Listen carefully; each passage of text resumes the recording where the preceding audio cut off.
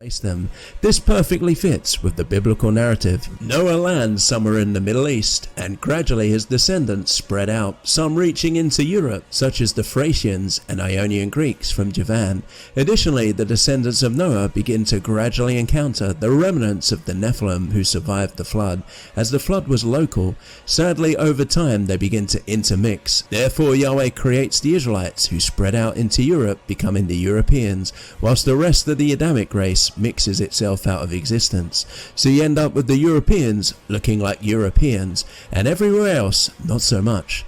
Therefore the dug up DNA studies of different demographics in Europe prior to our arrival does not contest the migrations of the 12 tribes to Europe, neither does it disprove the Bible. So now what about Christianity itself? Some attack the 12 tribes to Europe in a different fashion. They try to claim that Christianity was a Trojan horse, like a backdoor virus so to speak, to weaken Europe and make it ripe and ready for takeover.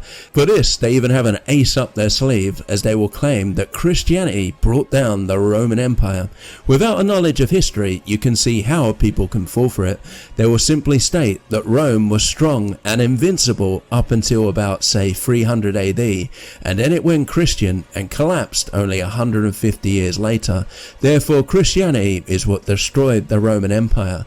The dates here are accurate, but there are other reasons which brought Rome down, which we will get into. Then building upon this narrative, they will use Rome as an example and try to apply it to all later European nations. So they will compare say the Viking era, painting a picture of strong masculine pagan Vikings whose nations were immune to corruption from banks and usury, contrasting those strong powerful men to the modern effeminate men and laying all the blame at the feet of Christianity, with a conclusion: if Europe didn't go Christian, we'd still be strong and powerful. There's a lot of trickery here, and you see how cunning the adversary is, so we shall break it down. What really crippled and brought down Rome is explained in Daniel, that the iron and clay would mix, speaking of Adamites and non-Adamites, and this would cause the collapse of the Roman Empire.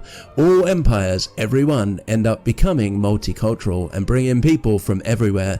Rome naturally followed this model and only escalated over time.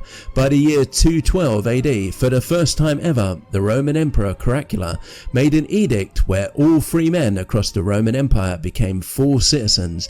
This had a profound effect on the demographics, as previously Romans had very strict marriage laws. They couldn't just marry anyone, especially non-citizens, which at least provided a barrier on Romans mixing.